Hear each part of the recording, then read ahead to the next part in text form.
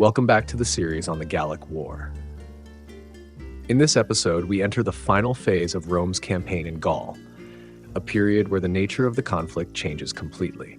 Large set-piece battles give way to constant movement, scattered resistance, and a struggle defined as much by endurance and intelligence as by force of arms. Even after major defeats, resistance continues across different regions.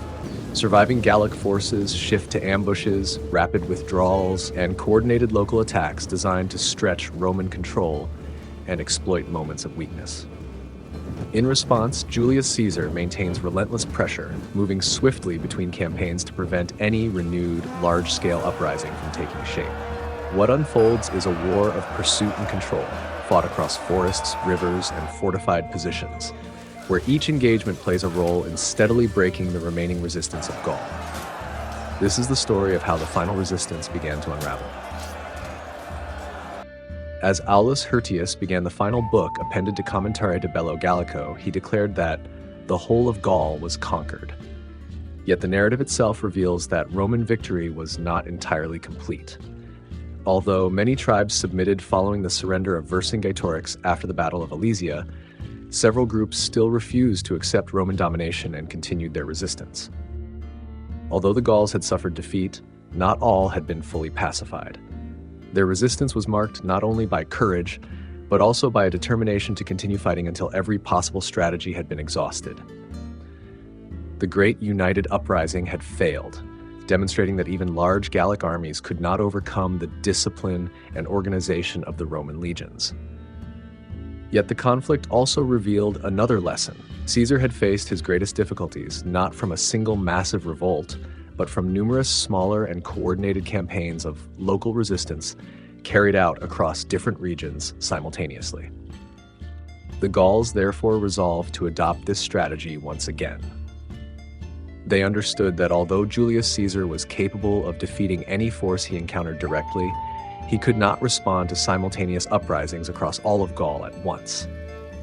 Had the tribes fully committed themselves to this coordinated approach, and had they possessed another leader of the caliber of Vercingetorix to sustain the effort, the Roman conquest of Gaul might never have been completed. Yet, fortune did not favor the Gallic cause. Caesar quickly learned of the tribe's plans and resolved to suppress the rebellion before it could fully develop. While the Gallic leaders were still debating and organizing their preparations, Caesar moved swiftly into action.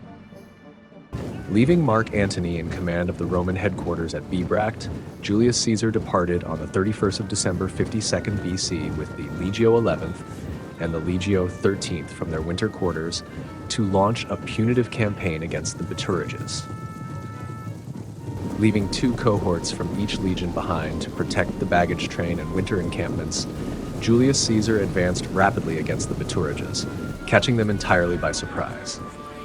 To maintain secrecy, the proconsul instructed his troops not to burn farms and villages as they normally would during a campaign, thereby preventing smoke from revealing the army's approach. This decision also allowed the Romans to preserve valuable supplies of grain and forage for their own use. Unable to organize an effective defense, the Bituriges suffered heavily and thousands were taken captive. The lands of the Bituriges had already been devastated during the previous summer's campaigns, when they had loyally followed Vercingetorix's command to destroy their own settlements and food supplies in order to deny resources to the Romans. Exhausted and weakened by these earlier hardships, the tribe was in no condition to continue resistance and soon submitted to Julius Caesar. Their decision was influenced in part by the lenient treatment Caesar had recently extended to other defeated tribes, as the proconsul was eager to encourage submission through clemency rather than further destruction. Because the campaign produced little opportunity for plunder or the capture of slaves, Caesar compensated his troops financially for their discipline and endurance during the winter operation. Each legionary received a reward of 200 sestertii, while every centurion was granted 2,000. The entire campaign lasted only 40 days. Following the successful conclusion of the operation, the two legions returned to their winter quarters. 18 days after Julius Caesar returned to Bibracte at the end of February, The Bituriges appealed to him for protection against attacks launched by the Carnutes. Determined not to undermine the loyalty of a tribe that had only recently submitted to Roman authority, Caesar responded immediately. He summoned Legio VI under Quintus Tullius Cicero from Cabellonum, as well as Legio XIV commanded by Publius Sulpicius from Matisco along the Sone River before marching towards Cenabum. As the Romans advanced, many of the Carnutes abandoned their homes and fled into the countryside. For a time, Julius Caesar quartered a large portion of his troops in the town of Cenabum, the same settlement where the massacre of Roman citizens had taken place the previous year. From there, Roman infantry and cavalry detachments regularly conducted raids across the surrounding region, devastating the countryside and placing constant pressure on the local population. Forced into hiding during the harsh winter conditions, the Carnutes soon faced severe shortages of food and suffered greatly from exposure and deprivation. Many eventually abandoned the region altogether and sought refuge among neighboring tribes. Despite these successes, Caesar judged that the season was unsuitable for launching further large-scale operations. Concerned for the welfare and endurance of his soldiers during the severe weather, he decided to suspend active campaigning and kept the two legions stationed at Cenabum, where they could be quartered under more favorable conditions. Julius Caesar left Gaius Trebonius in command of the two legions stationed at Cenabum, before departing for the territory of the Remi. The Remi had requested Roman assistance after the Bellovaci, and several neighboring tribes began preparing for war against them and their dependents, the Suessiones. The uprising was led by Corius of the Bellovaci and Commius, the Atrebatian leader who had once been among Rome's most loyal allies in Gaul. The Remi had long been among Rome's most reliable allies in Gaul, and Julius Caesar considered their protection essential. Their earlier assistance during the campaign against the Belgi had proven invaluable, and Caesar was determined to support them against the growing threat posed by the Bellovaci and their allies. Caesar ordered Quintus Fabius Maximus to march with the two legions wintering among the Remi into the territory of the Suessiones. He himself remained constantly active and relentless in directing operations. Caesar summoned the Legio VII, Legio VIII, Legio IX, and Legio XI from their winter quarters and advanced against the Bellovaci.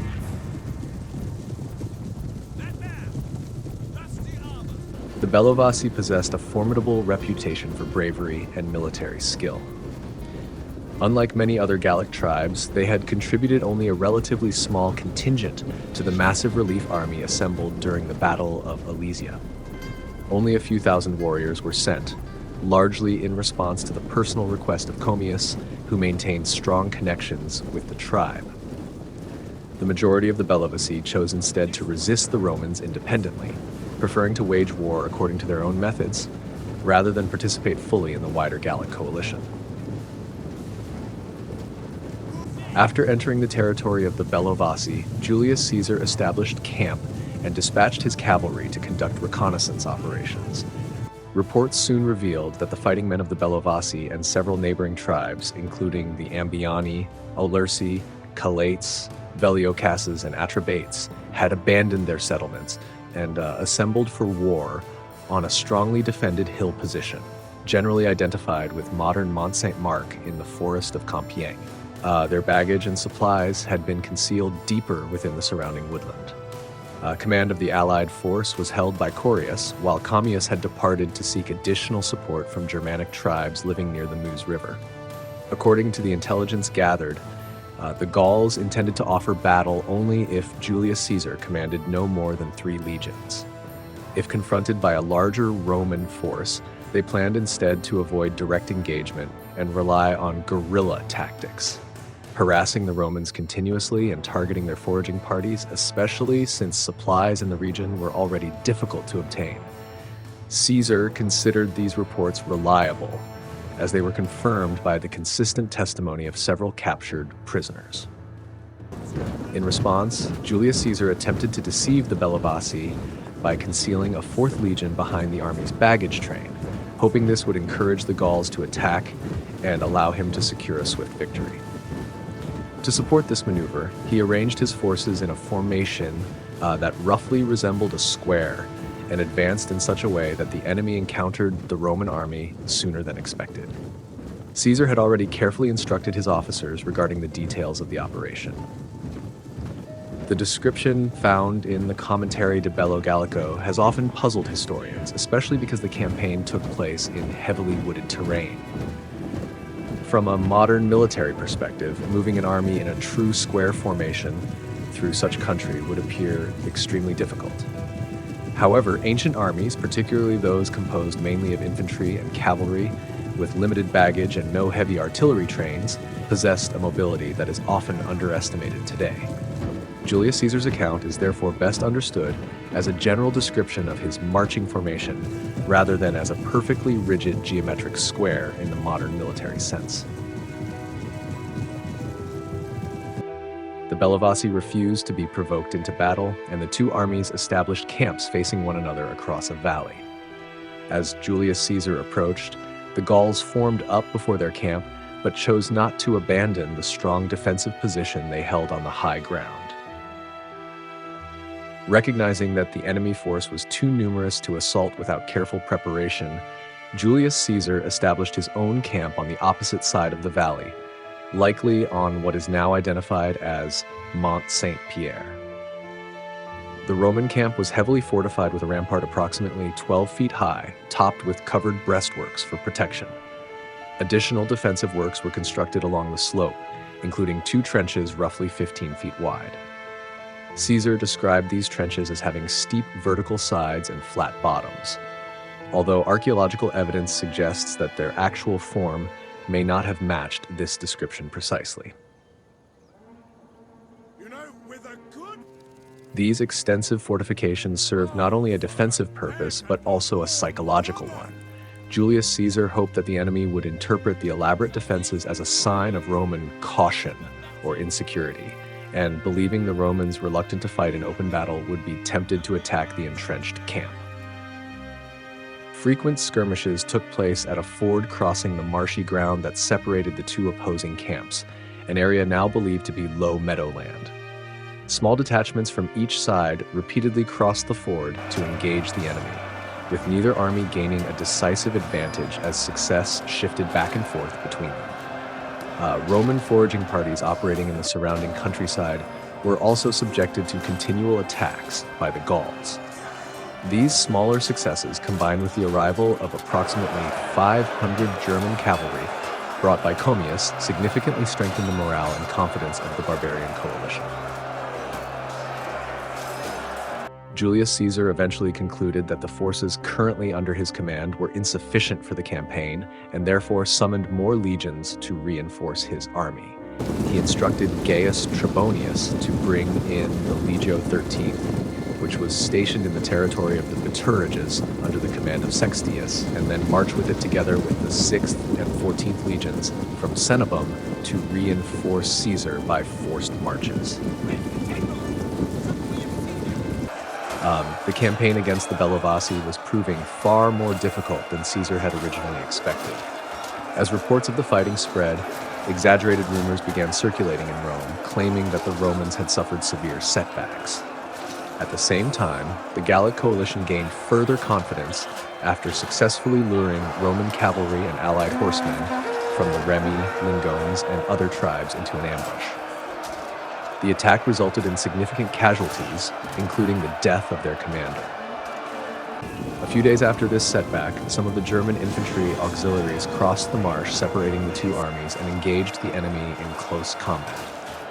The attack proved highly successful, driving the Gauls back into their camp, while a number of the attackers even pushed beyond the defensive perimeter itself.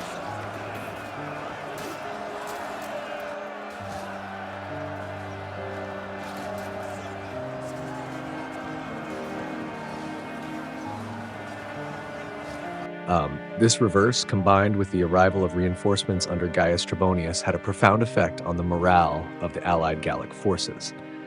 The confidence they had previously gained was quickly replaced by fear and discouragement. Concerned that they might soon face another encirclement, similar to the Battle of Alesia, the Gauls began preparing to withdraw from their position. During the night, they sent ahead their baggage, non-combatants, and elderly people. However, daylight overtook the movement before the retreat could be fully completed. Unwilling to reveal their withdrawal openly, the Gauls deployed part of their army in front of the camp in order to shield the operation and conceal the movement of the column as it continued to pull back. Julius Caesar closely observed the movements of the Bellovaci and their allies.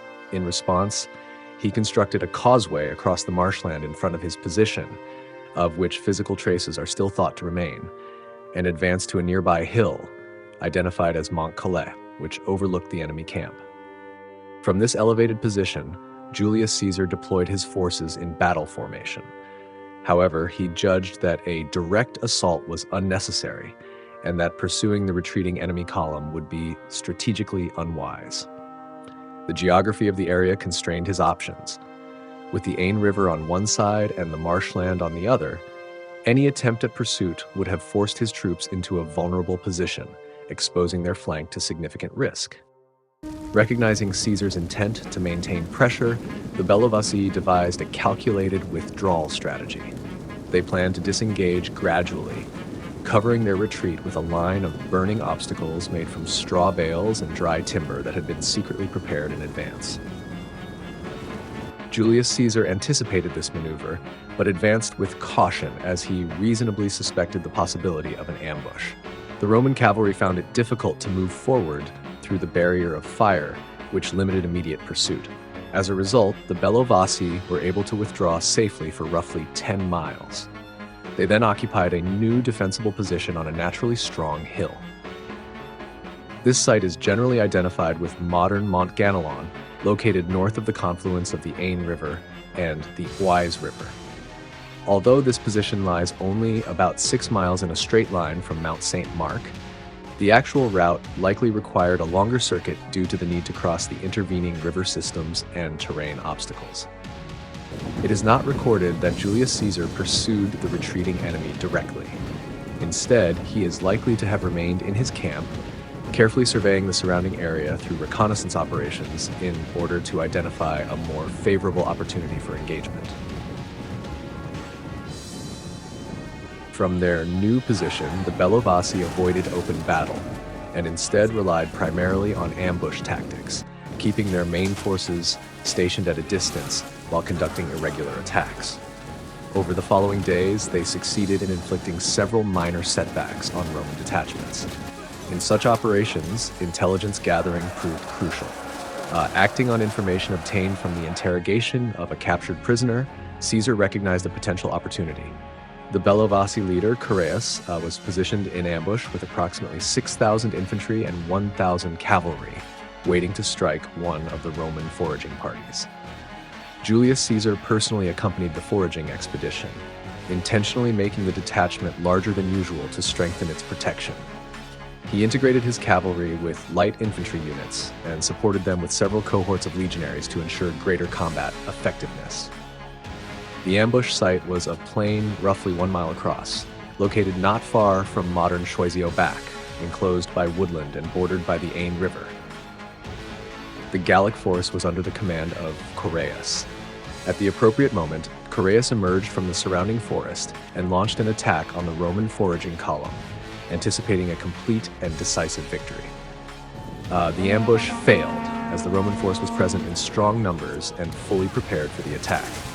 The cavalry was quickly reinforced by archers, and after a sharp engagement at the front, during which the cavalry and light troops displayed notable courage, the legionary infantry arrived and encircled the Gallic fighters. Although most of the Bellovaci managed to escape, their commander, Carrus, refused either to flee or to surrender, and was ultimately killed by a volley of javelins. Following this engagement, Julius Caesar advanced with his legions toward the main enemy encampment, which his scouts estimated to be located approximately 8 miles away. The death of Carrus, combined with the arrival of survivors from his defeated force, led the Bellovaci to send envoys to negotiate peace with Julius Caesar. During these negotiations, the envoys attempted to place full responsibility for the rebellion on the deceased leader. Caesar responded that he did not believe a single individual could have been solely responsible for the uprising, but he was nevertheless willing to accept their submission and refrain from imposing further punishment. The Bellovaci consequently handed over hostages as a guarantee of their surrender. Impressed by this lenient treatment, several other tribes also submitted to Roman authority in the following weeks. While Caesar's statement contained some truth regarding the role of individual leaders in sustaining resistance, he clearly recognized the importance of charismatic leadership in maintaining rebellion. Meanwhile, Commius also escaped following the defeat of the Bellovaci. He and his followers were pursued by Roman forces. At one point, Titus Labienus pretended to seek negotiations with the Atrebatian king in an attempt to assassinate him, but Commius escaped with only a wound. Later, he narrowly avoided capture by another Roman patrol and declared that he was willing to make peace on the condition that he would never again have to meet a Roman face-to-face. Although Caesar's response is not recorded, Commius eventually fled across the sea to Britain, where he established himself as king of a tribe on the southern coast and founded a ruling dynasty. By this stage, nearly all of Gaul had been brought under control, with only one major center of resistance remaining: the fortified hill town of Uxellodunum. Here, elements of the Cadurci and allied groups, including the Senones, resolved to make their final stand against Julius Caesar. This final phase of resistance, however, belongs to a separate episode that will be discussed later.